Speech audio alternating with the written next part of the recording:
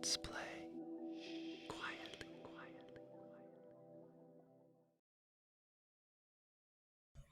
Hey everybody, this is Brian here from Let's Play Quietly, and tonight I am playing a bit of Surround, which was one of the launch titles for the Atari 2600.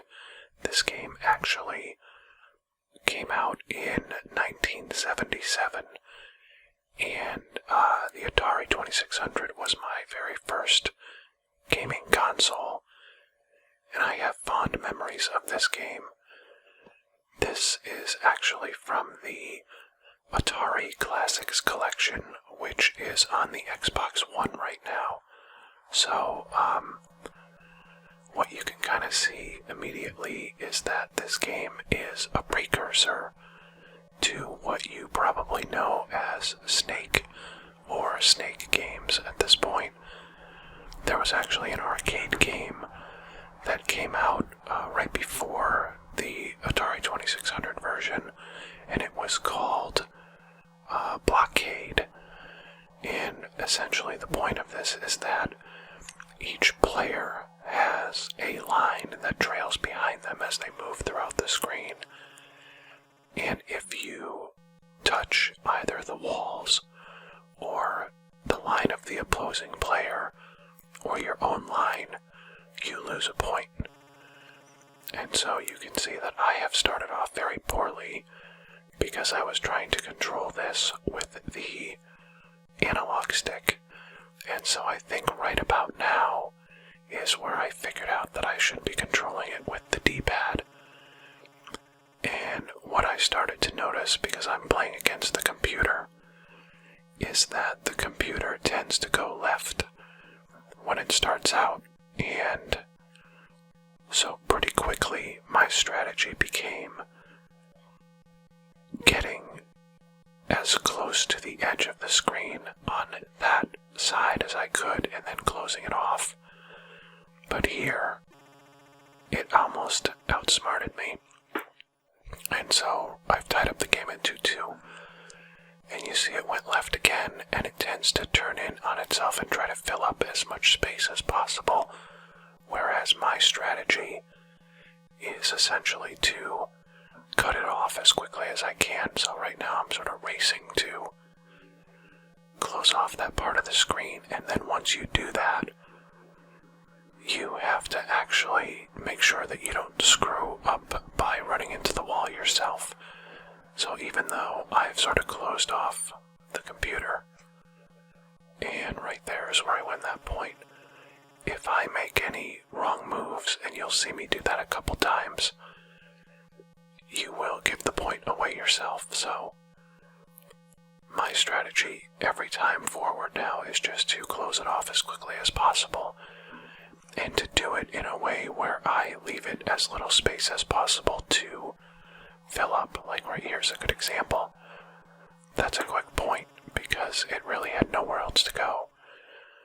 So if there's a flaw in the way the computer sort of goes about its business, it's that it tries to get a little too fancy right off the bat, when what I'm trying to do is just create a place where it's closed in. So once I sort of figured that out, I knew I had the game won, and it goes up to 10. Now what's cool about a lot of these early Atari games is that they have multiple game modes. See, I just made a wrong move there and hit the wall.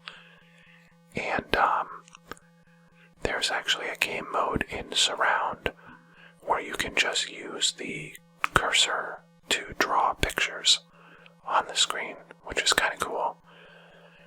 One of the most interesting things about these early Atari games is the box art.